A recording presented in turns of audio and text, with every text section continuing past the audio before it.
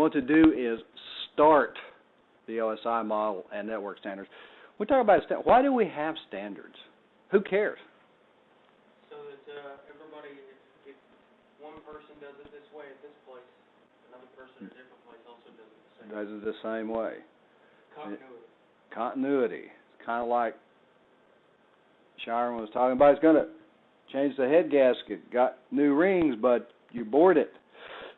Doesn't meet the standard anymore. So what happens when you go buy the standard rings for the engine? Too small. Too small. They don't fit. They won't fit a bored engine. The other thing that it does for us in an economic sense is, can you build your own IBM computer, IBM standard computer, standard architecture, and that's what these are called. You can go out and buy parts from a lot of different people. You want a video card, you want a new video card for your computer, where do you go? Target Direct, you can go online, you can go to Best Buy, you can go to, I guess that's H. Gregg, a number of computer stores around town that you can go and buy one, and there's competition in those things. If we didn't have standards that everybody could build to, what would be the issue? You guys probably don't remember. You may, but back when these things first started, if you bought a Dell and you wanted to put a new video card in, you had to go to Dell, buy the video card. All proprietary. All proprietary. If you want to do, and we'll get Macintosh, Apples in here, if you want to have an Apple part, can you build an Apple computer? Anybody ever seen a kit for an Apple? No. Me either. You know why? Because there aren't any. Because they maintain their own standard. They make all the hardware, they make the software. Closely integrated, they work really well together. But if you looked at the pricing on them, how much does a Mac cost? They're expensive. Probably a laptop, what, a 14, 15-inch laptop, maybe $1,600, $1,700, $800, $1,800. Is that, huh? $2,100. You can go out to have the same capabilities as what. Same capability. You can go out to Walmart and buy a Acer laptop for what, $199, $299, something like that. $249 for the yeah. I've got memory coming in for this guy. Memory coming in, and you can add it if you wanted to do memory for your Mac. We're going to go to buy the memory to the Mac guys. If you want to buy memory for your PC, and we'll call them PC. They call them IBM because that was the original architecture. PC, you can go to a lot of places. You can get it online. It's coming in. You obviously bought it from someplace else, Tiger Direct or one of those guys. So what allows that to happen are standards. What allows the communication to happen are standards, so that we can do those things. In this one, identify the organizations, and there's a little activity to go look at some standards. Don't make that activity something that is, term paper type involvement. What I want you to do is look, yes, there are standards organizations, and yes, these are what standards do. The purpose of the OSI model and each of its layers, and the activity that I want you to do next time, which will be next week, is to go through and do that, and then prepare a presentation. Again, half will be the OSI, half the TCP/IP model. They do the same thing, which is model the way communication takes place, but they have different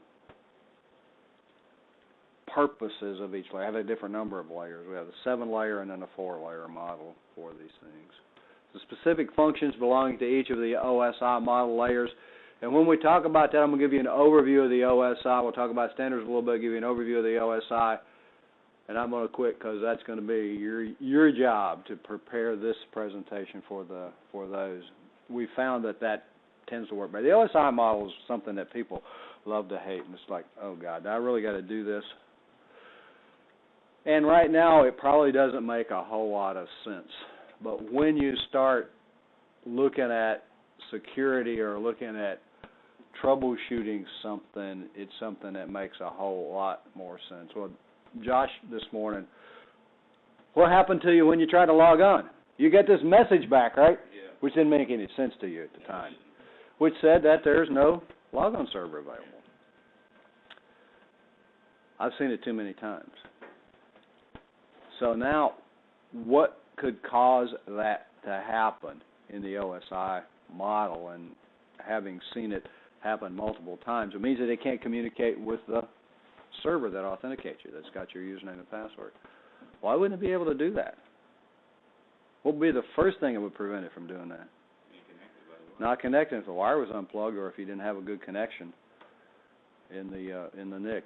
And that's really what it was. Unplugged it, plugged it back in, and you got logged on, right? Yeah. So where in that is that layer one of the OSI model, the physical area. So this thing makes a lot more sense. And when you start doing security and managing security, what can you do? And when we start talking about those things, anything that we can do physically, if we can keep you away from physically touching the machine, then we don't have to worry about anything else. Is that a true statement? And if I go up to, and these layers are numbered 1, 2, 3, 4, 5, 6, 7, if I can stop it at layer 2, then I don't have to worry about anything above there. So the OSI model, as you go through being a networker in whichever area you want to specialize in, becomes something that a tool that you make work for you instead of you working for it. The two network node communications, understand how two network nodes communicate through the OSI model. Each layer, when we talk about this thing, each layer communicates with the corresponding layer of it. Structure and purpose of data packets and frames, and again, that's something that to a great deal have you look at, and after you get done, we'll look at data packets and frames when we go through. What we're going to do is you're going to do kind of the overview of what each of them does, and then we'll go through the layers on a daily basis in more depth. Not that you're not going to get deep into it, but don't expect you to get as deep into it as we would here. I want you to get the overview of what they do, what the functionality of each of these things are, and then we'll get into the technical specifics of them. Two types of addressing covered in the OSI model. They are, and we talked about it last time a little bit, physical addressing and logical addressing, and what you need to look at is what each of those do. And physical addressing is going to be called MAC address, and the logical addressing is going to be called the IP address, and you've probably maybe heard those terms before. So standards, we already said, are documented agreements. They're rules, they're definitions, they are specifications that people build things to. And we use not only in networking and in computers, we use standards all the time. If you're going to fix something for your car, if you're going to do something even simple like change the air filter in your car, you got to go get the one that fits. Or change a windshield wiper, you got to get whatever is the correct size, and that would be to a standard. And now we have a couple of standards, I know, because I just changed one, and boy, did I feel dumb when I finally figured out how to get it off. But the General Motors standard is different than just about everybody else. They use a pin, and the rest of them slide off. So what's the standard? And the standard may be different for different manufacturers. In computers, in PCs in particular, and in communicating on the network, we need a standard so that whether we buy a Cisco device, a Netgear, a D-Link, a 3Com, the communication's going to go through. Each of those manufacturers are going to have a little bit different way to configure what you do, but the task that you do, the thing that you do, is going to be the same for all of those. And define a minimum acceptable performance. And we have these standards that we really love, like 10 megabits per second, 100 megabits per second, 1,000 megabits per second. How fast are we going to go, and how are we going to make those things work? Lots of different, many different, and there are lots of different organizations, and they kind of define different things. We talked about LAN, WANs, and MANs yesterday. Generally, LANs and MANs are defined by the IEEE. IEEE. The WAN's defined by a different organization. What are we going to do when we make wire? You're going to make wire next week. Who defines the standards? That's a different organization, the EIA, TIA, but they define a standard so that when we get these wires, 8 wires, we put them in the correct order so that when you plug it into one of the devices made by Cisco or 3Com or any of those other manufacturers, it'll actually work when you make connectivity with these guys. ANSI, the American, and this is just kind of a listing right now, the American National Standards Institute, more than 1,000 representatives from government industry represent the U.S. in setting international standards. International standards become an issue because when we go on the Internet, do you just Internet in the U.S.? The Internet worldwide, so that's why it's called World Wide Web. We need to be able to communicate. They called it World Wide Web when we owned it. Who built it? Al Gore. Yeah, Al Gore. Took the initiative to invent the Internet, right? Military. Who actually, the military, the ARPANET, the Defense Advanced Research Projects. And it was, and when we start talking about the way that we communicate and identify nodes, I'm going to say when there were 4 computers in the world, and at one time there were 4 computers in the world that actually communicated on a network. Actually, I think it was probably 5. But now we got a lot more than that, so we have a bigger issue, all part of this organization, these standards that we use. How do you get from one location to the other? I mean, how do you get to www.yahoo, and I just throw them out all the time because it's kind of a non-controversial site, yahoo.com or google.com. You type in google.com or yahoo.com. And then there's a whole bunch of stuff that happens to part of the OSI model so that you can get the addressing to get there. How do we get there? What does affect what goes on? And then how can we, when we get into security, how can we fool some of this stuff? How can we make something think that we're somebody we're not? That's always fun, isn't it? It's illegal, but not if you do it to yourself. So the standards are available at ANSI.org, at University and Public Libraries. The standards are available. One of the things that you will find is when you get to some of these things, some of these organizations sell those things. They're not always freely available. EIA, TIA, the Electronics Industry Alliance, is a trade organization, sets the standards for members. And again, this is one that's going to set the standard. We're going to have, it's going to be the EIA, TIA 568A and 568B, 2 different standards depending on which receptacle you buy for creating wire. And then when we want to create what's called a crossover cable would, and we'll talk about that in the next one, would connect 2 like devices. You use one standard on one end and one standard on the other end. Like for fast cable? Yeah, well, for crossover cable, if we're going to connect a NIC to a NIC, we'll call it like to like. If you're going to do, and I know I'm jumping ahead to the next chapter, but if we're going to connect a computer to a switch, we use a straight-through cable. Straight-throughs and crossovers, because you have to go from receiver. We talked about NICs a little bit yesterday, and they'll come up again.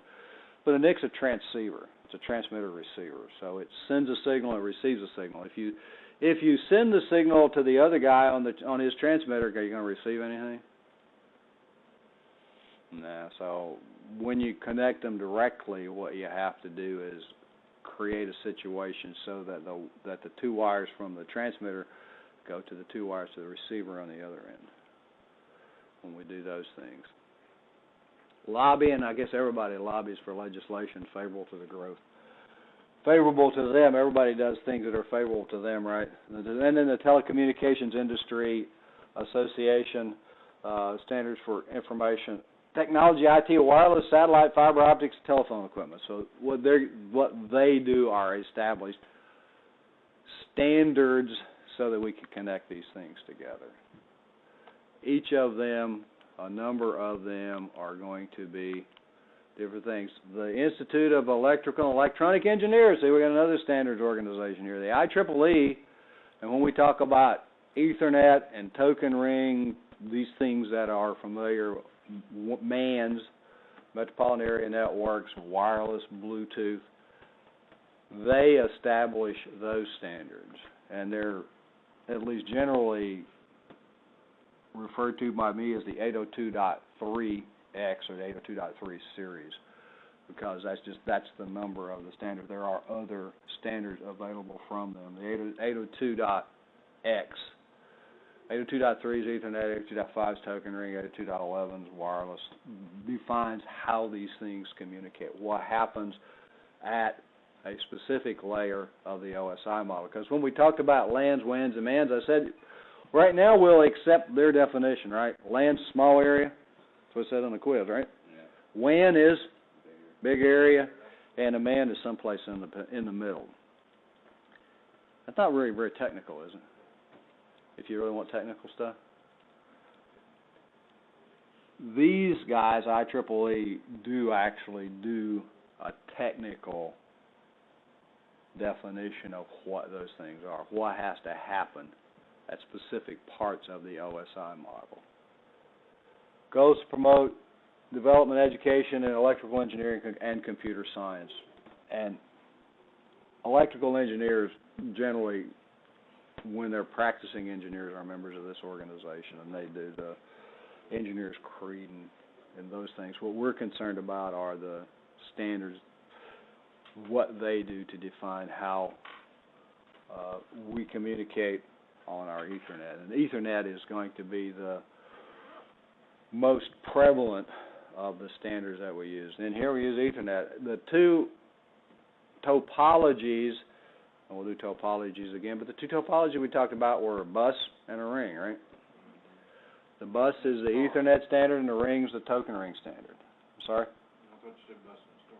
Bus and star. Now, star is a physical topology. Okay. Ring is a logical and a physical topology. So when you do these things, the logical topology is the electrical, the way that the electrons actually run. The star, remember, is just the bus shrunk and put in a box. That's what we really do with that. IEEE.org to get their stuff. The ISO, and isn't this really weird? ISO stands for International Organization for Standardization. You'd think it'd be the iOS, huh? But it's not. ISO is a Greek word. I think it means modular or something like that. It means equal. Equal. So we have different parts of that thing, but it's the International Organization for Standardization, collection of standards. The goals are established in international technological standards, and the thing that we take away from this is called the ISO model, which models, it is not the way, I haven't gotten to it yet, I've talked about it too many times, but it's not the way that things actually work. Because when they created this model, networking already existed, and some people already had them. We used a 7-layer model. Netware already had theirs. They had a 3-layer model. The TCP/IP is a 4-layer model, so it is, in fact, a model. Everything doesn't really happen there. Lots of standards, you can read that, and this number would no longer be accurate when this thing, that's the number when this PowerPoint was made, when the book was produced. The problem that you have with books is it takes so long to get them into print that when you quote numbers like that, by the time you get them in the book, they're really not accurate anymore. But we have this thing that Al Gore invented to help us with those. International Telecommunications Union, International Telecommunications, Radio, TV, Satellite, Network Infrastructure, Tariffs. These guys define a lot of the wide area network standards. Pertain to the global telecommunications issues. The reason wide area network, because most of the wide area network is really going to be in the telephone system, in the telephone switching system. So when we get outside of our local area network into the wide area network, who owns the whole backbone? And there are maps that you can go, and if you look in who are the providers, the Verizons of the world, the AT&Ts of the world, AT&T of the world, are the companies that have an awful lot of the backbone. The backbone is the communication between the entry points. If you do, and we'll do this in the next time, a trace route where you trace your route from here to someplace else, you're going to find that just about everything that you go to very far away goes to the Washington, D.C. area, goes to Maryland, and that's where it gets on the high-speed backbone of the Internet. There are only a few locations in the U.S. that you actually get into the quote Internet unquote. There's a lot of regional routing that goes on, but if you want to go at the real high speed, there are very few entry points for those that keep those. ISOC helps establish technical standards for the Internet, oversees groups with specific missions, the Architectural Board, the Internet Engineering Task Force, another one that you'll see every once in a while when we do these things. And with all these organizations, it's a wonder that we ever get anything that works, isn't it? Because, I mean, one of the things that I always heard was if you want something done, you give it to an individual. If you have forever, you give it to a committee. And then you've got to get all these people to agree. Who owns this part of it? And it takes a long time, generally, to change into these standards. You've probably heard, hopefully you've heard the terms IPv4 and IPv6. Have you heard those terms? IP is the Internet protocol that we use. That's how you get from one location to the other. Well, 4 has been around forever, and we're actually out of addresses now. They issued the last available addresses last February. So how are we going to grow? There are some available. They just aren't available to issue. V6, version 6, has got a much longer address string, so you can have a lot more addresses. We've been going, and I've been hearing for probably 10 years that we're going to convert to IPv6. It's imminent. Next year, next year, next year. It's kind of like the government. Well, once we run out, I guess we'll have to convert to it. Some of the other countries have because they didn't have very many addresses. The reason that we haven't had to is because we invented it. We gave ourselves all the addresses. We own those, so we have kept them. IANA and ICANN are the IP. See, I jumped too soon to IP. Are the people that issue IP addresses, issued IP addresses, used to identify computers on the Internet. IP address is one that we're going to be called the logical address. It's one that can change. When you start the machine up, you get that address gets sent to you. What IP addresses do are connect networks together. The other address that we have, and we'll start saying these things early, and we'll say them often and often and often until it's like, oh, so that's what it is. The other address we have is called a hardware address or a MAC address. That is unique to every computer. The IP address can change, will change. They don't change very often because, and we'll talk in the second part when we get to that layer, we'll talk about why they don't change very often, but they can change. They don't have to stay the same. Your MAC address, is that like a VIN number on the phone? Exactly. Except you can fake it. Of course, you can fake the VIN number too, can't you? Sure. You can do that with a MAC address too. Why would we want to do that? Because the MAC address is the thing that, in the end, identifies an individual workstation or an individual web server or an individual router or whatever else. The logical address can change.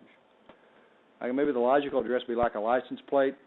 Stays the same until they tell you, in 10 years you're supposed to renew it. Mm-hmm. Mine's still good. Why did they issue me one that worked for life? I've only had the car for 23 years. I don't think you should have to change it. No. Well, you know what they... Well, and I digress. What they tell you is if you want to keep the same license number, you can buy a specialty plate and pay us more. I don't care if they change it. I know. But that would be, I think maybe the IP address related to cars would be like the license plate. It can change. If you go from one state to another, you got to get a new one for that state. Same thing that happens with IP address. These computers in this room have a particular IP address. And for when Shiren tried to get on with his laptop onto the quiz, this is actually hopefully a good example, it told him he couldn't do it because it had a different IP address. It was on a different network, which would be like being in a different state with your license plate. You had to have an IP address, a logical address that's in this room in order to take the quiz. So if you decide to sleep in and do it from home, guess what? You can't do it. Can't do it. But IP address is the logical address, the MAC address. They call it a burned-in address a lot of times, permanent addressing on the computer itself. Used to keep records available for reserved IP addresses, determines how the addresses are doled out. And these are the people that issued the last available block of addresses, and I think it was February of 2011. There are universities mostly that were in the front end of the internet, the DARPANET, that got huge numbers of IP addresses that they're never going to use. Millions of addresses, hundreds of thousands or tens of thousands of addresses that really are unused, and we'll talk about that when we get to that later. That'll be in the next class. Overhaul the IP addressing domain net management. ICON, Internet Corporation, for assigned names and numbers. If you want to get a name to get registered on the internet, a web page or whatever else, they're the people that kind of control that.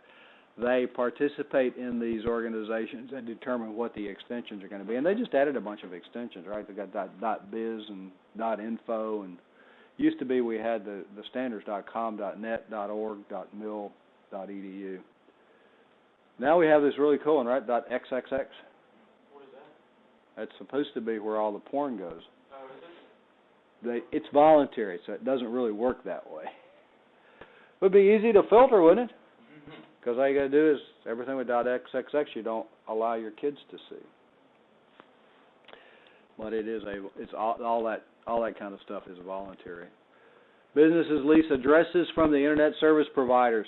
You and I do that. I have Cox Cable, so I'll use them as an example. They give me a public IP address because I pay them X number of dollars a month to be able to get on the internet with my high speed, depending on it's higher speed than it was, and I remember when it was a 2400 baud modem. When I was in the 7th grade, my teacher had this like book, and it was like a address book for the internet. Like you could look through it, and it would have different. I guess that was before Google. But well, what that was before is before there were millions. There is a structure, and we'll get back there. But originally, what you did was you had a file, and it's still there. It's called a hosts file. That you listed the name and the IP address, because that's where we're trying to go to get to someplace outside of our network in this listing. And when there weren't very many, it's okay. When there were 4 and somebody added one, you just went in and changed your host file.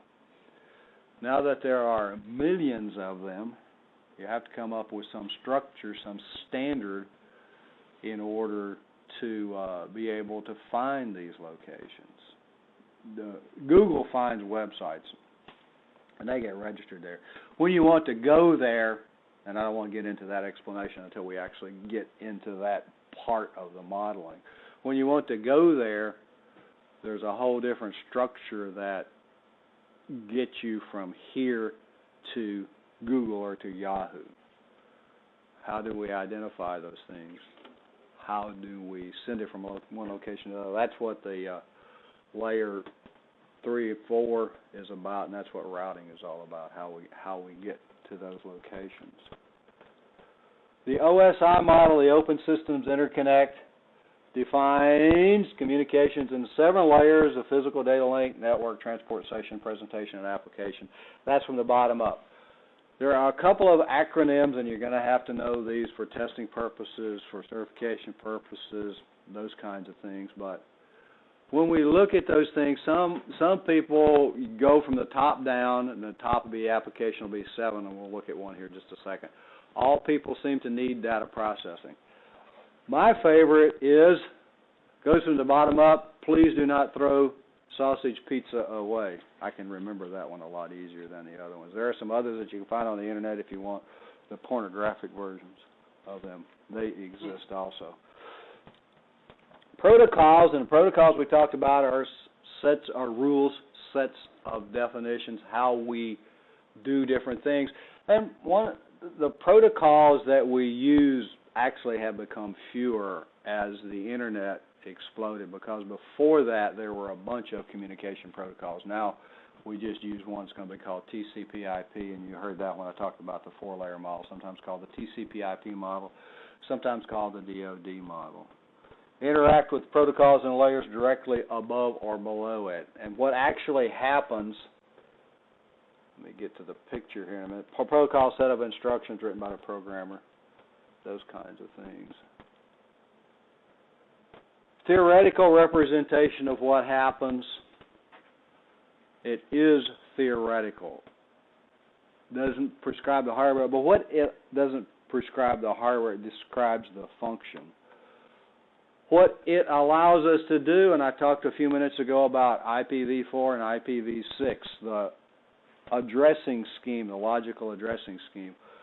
What the modularity allows us to do then is to substitute at that layer those protocols and not affect the other layers.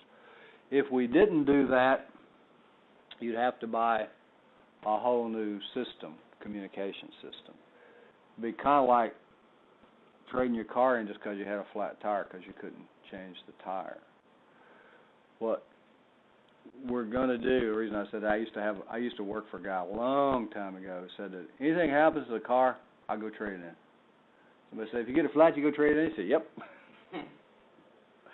I couldn't afford that, but I guess he could. But these things don't describe how the programs interact with the software programs. They describe the network communication process. And I want to keep hammering on that because a lot of times it's like, oh, the computer does that. The computer doesn't have anything to do with it. The NIC would. Once the information's been converted, this is how it gets put on the wire and how it transfers across the wire. The computer is a whole different structure of how these things work. Each layer communicates with the same layer from one computer to the other. Model, yes, is imperfect. There are things that don't always go the way we think they should go.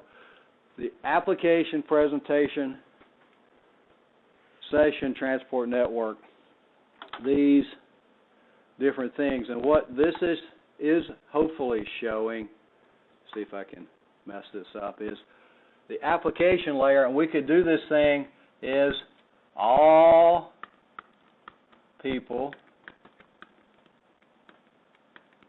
that you won't be able to read seem to need data processing. That didn't work out so good, did it? I go too fast with these things. Data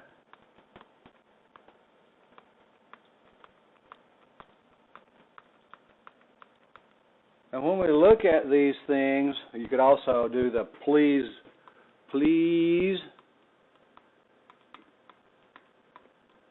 and this just gives you the first letter, obviously. Do not throw sausage, S-A, that's a U. S-A. No, it's not, yes, S-A-U. S got lost, A-G, pizza. Huh? I'll have you guys come right with this thing. S-A-U. No, I'm good.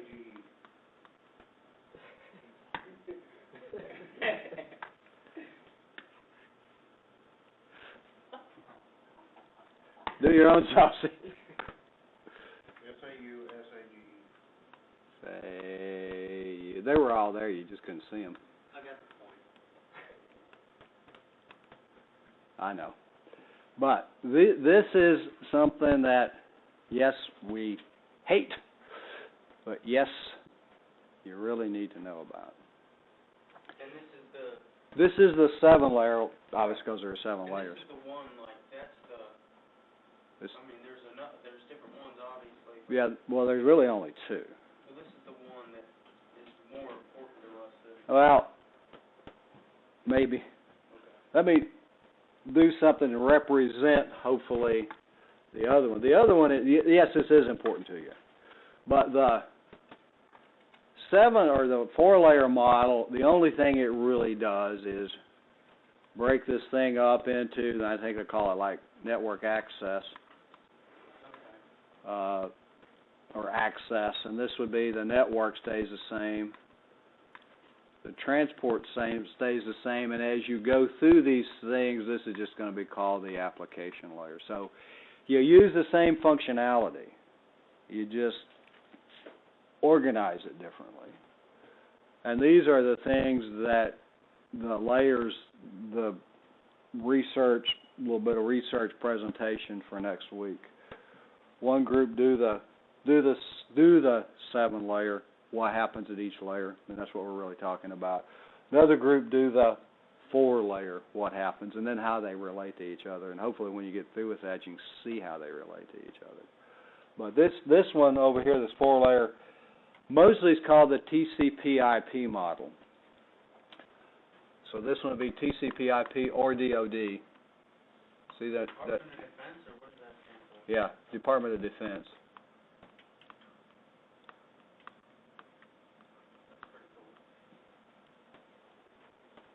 And I think DoD was the kind of original name. When we get into this network area, there used to be a lot of protocols in here. Now there's only like one IP. When we get into the transport area, there used to be a lot of protocols in here. Now there's one, TCP, because the internet has driven us to a single protocol, basically, so that everybody can communicate on it. This stuff down here, physical, again, we're going to talk about a little bit, so you'll have some of that in the next chapter, how we create these devices and what's actually defined in the standards here. The data link layer is commonly called layer 2, obviously 1, 2, because it has certain functionalities there, certain things in the packet information. But session, presentation, application, and honestly, as you get into these things, the 7-layer people, these kind of become nebulous. Become what? Nebulous. Really hard to draw a clear line, which is here, obviously, between these things, and that's really why this, see how it does that to me? That's how this thing happens, is why we have the 4-layer model. It makes, honestly, when you get into the protocol that we use today, the TCP/IP, this one makes a little bit more sense. This one breaks it down into finer detail. Are these real? No, it's a model. Do all of these functions happen? Yes. I said NetWare used to have a 3-layer model. They came up to like here, and then they had something, had a little notch here, and then they had a layer above that. So there's no requirement that you abide by these things, but if you don't now, you're not going to sell anything, because the reason we want standards is so that this standard, this model, so that you can communicate from one machine basically to the other machine, from one connection to the other connection. But this thing is, it really is the thing that we all love to hate, but once you get into it, right now it's going to be like, what the heck's he talking about? But as you go on through these things, when somebody's trying to get into your network, how are they trying to get in? How are they trying to compromise? How do they get there? Sharon hasn't tried to plug his laptop in to the network, and that's a good thing, because This room's configured so that if you plug anything other than the computers that are plugged in right now, it just turns the port off. How does that happen? We configure layer 2 so that it has to find a specific address. So when you get into those things, you talk about security, layer 2 security, layer 3 security, filtering at layer 4, what will and what won't be allowed to go through your network. That's where a lot of this one comes into.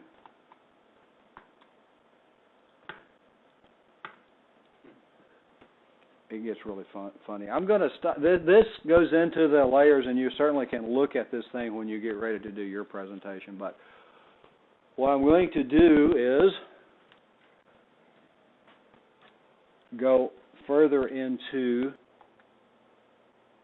just briefly looking at applying it. This is summary of what each layer does, provides interface between software applications. So when we talk about applications, I said I'm going to do this, and I'm going to do it anyway. When we talk about applications at the application layer, and this is a real point, application here is not Microsoft Office. It's not Notepad. It's not Solitaire. Application here is something like a web server, a mail server, an FTP server. It's a service that runs, a communication service that runs on these things. Presentation, what we're looking for here is everything's the same. That if you have a JPG, that you can interpret the JPG. The session layer establishes and maintains, terminates the user connections, keeps track of what's going on in the connection. The transport layer, say accurate delivery.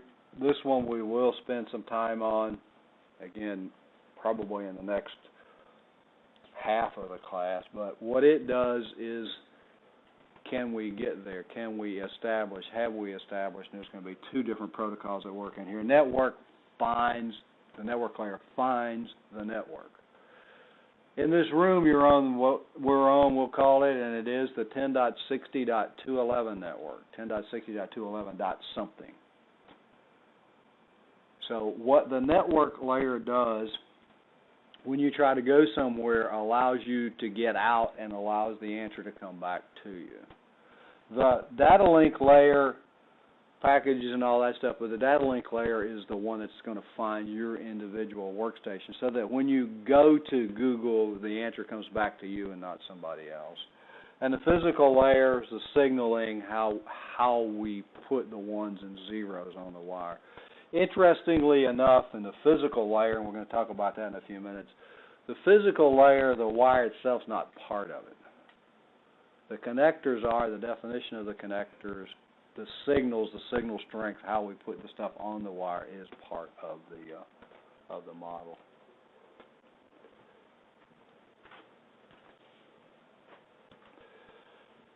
This is just a different representation, and I think this one's in the book. What this is showing is as you go down this thing, we have a little bit of data, and then we start wrapping it, or encapsulating is the term that you'll see, encapsulating it with the header information for each layer of the OSI model. So these things do get encapsulated till they get down here at the physical layer and get put on the wire. And when they get to the other end and start going up the layer, those headers get stripped off so that eventually you get the data that's presented to you, the web page that you went to. Sorry, say again? Like a key. Yeah. What turns into tumblers you're talking about. Yeah.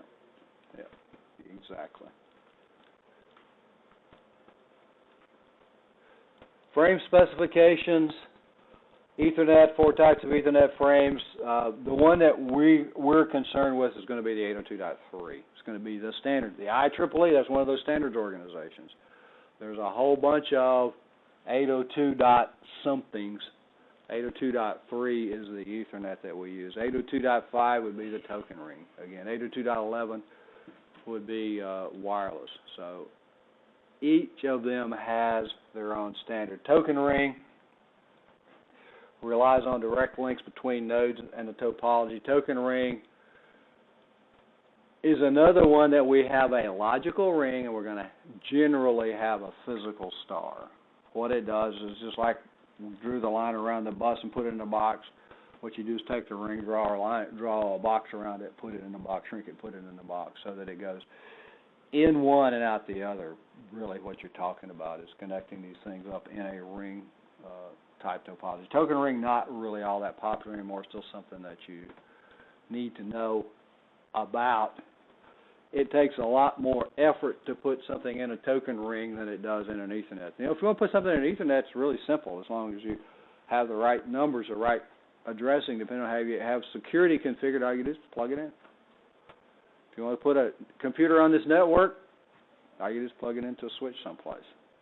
It'll get an IP address. It'll then be part of the network. That's what makes Ethernet popular, and we're going to talk about that, and then when we get done, we'll say, we kind of lied to you. We don't really use Ethernet. We use something else. We use a switched Ethernet, which you need to know about how this other thing works before the switched Ethernet makes sense.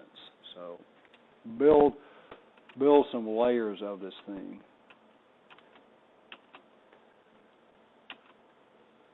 The IEEE specifications, again, apply connectivity to the networking media. Specifications fall under the 802 project. They're 802.somethings. Algorithms, encryption, emerging technologies, all that stuff is defined by these guys. And they add to the projects as they get more things that are required. This is a list, and I think it's probably, again, is in the book. 802.1, routing, bridging, network-to-network communications. 802.2, logical link control. This is going to be when you do the OSI model. When you do the layer 2, it's going to be split into 2 levels, 2 parts. One of them is going to be called the MAC, the media access control. The other one, logical link control. And right here is defined as the 802.2 standard. It was something that was added in after Ethernet kind of got one of the Ethernets got going. 802.3, all forms of Ethernet. 4, token bus. We got token ring, we got token bus. Token ring, 802.6, metropolitan area network. That's a little bit different than saying it's bigger than a LAN and smaller than a WAN, right? There is a definition, and it's defined in the IEEE 802.6. Tells you all of the technical specifications for a metropolitan area network. Just like a LAN, we said a LAN's a small thing, right? Well, a LAN can be an Ethernet LAN, a token bus LAN, a token ring LAN, and on the next page, a wireless LAN. Those define the specific standards. The 802.something defines the specific standards, not just that it's a small area network. We could have a wide area network in this building. Doesn't go very far, but it still meets the wide area network standard. If we had the equipment, I don't think we have the man equipment, we could build a man, as long as we met that 802.6 standard. So, yes, when you see these things, they say, oh, a WAN is a network of networks, I think is what the homework says, right? And it does. A WAN connects networks together. Well, golly, I can do that with a LAN also. If I put Ethernet ports on my router, then I can route Ethernets. So a router is what puts them together. A WAN has specific definitions. And what you generally find out is that the shorter the distance, the faster the connection. And you see that at home with your high-speed, my high-speed Cox, which is, what, 20 megabits per second? Something like that? We have a local area network in here, it's a gigabit per second. When we go outside of our network, we're 20 megabits per second, which is pretty good for a wide area network connection. I know there are higher speed ones, and if you read anything about Google's Kansas City projects, it'll make you sick. Gigabit, WAN, but have to meet the standards. We've got the fiber standard down here, voice and data networks, and here the 10 network security, wireless 11, 12, high-speed network, a variety, 100 megabits per second, and on and on and on. There's a standard for about everything. Cable broadband, So my cable broadband meets the 802.14 standard, whatever that is. If you look at these things, you think that they're really, really, really technical documents. They kind of are and they kind of aren't. They're generally going to be readable. They're really long. I got the 802.11. It's about 300 pages. And it's pretty boring. But it tells you how all this stuff is supposed to work, how it will all communicate with each other. I'm not going to do the summary slides because there are a whole bunch of the other. Well, actually, we can. Maybe we can if we can get it together. Standards, no big deal on standards, right? Standards establish a process, procedure, size, whatever else, so that different manufacturers, and that's what allows us to make the lower cost computers, so that different manufacturers can make devices that work with each other. The ISO, OSI model, the ISO's OSI divides the networking architecture into 7 layers. The TCP/IP DoD model divided into 4 layers. So that we can again define some standards with these things. Each has its own function, and those are the things that you're going to hopefully do next week.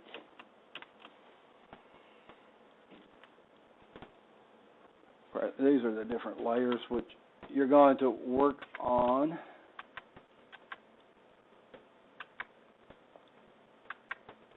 Try to get to the IEEE. Data links layer. So I went too far, didn't I? The data frames, small box physical layer data frames, but we have the standards, the networking, the LAN standards that we use are defined by the IEEE 802 whatever. And the two that we generally use are what, Ethernet and wireless. Token ring you're probably not going to hear. Cox is going to use the broadband. The other providers are going to be using the different, ISPs are going to be using the different wide area network protocols. But what is a LAN? What we've got to do, we've got this really big thing out here called networking. What we're going to do is what can we manage? And generally what we're going to be managing when we get, unless you go to work for an ISP, somebody that goes onto the internet, you're generally going to be managing a local area network, and you're going to be using the standards inside the local area network. And the two that you're probably going to be using are Ethernet, switched Ethernet, fast Ethernet, and wireless. How are we going to make these things work? How are we going to make them work together? Wireless we'll do in a separate course. This one we're focusing mostly on, get that term back because you may see it again, bounded media. Bounded media is a piece of wire. Unbounded media, wireless. I guess it's time to quit and take a break. You ready for a break? I know you're ready for a break.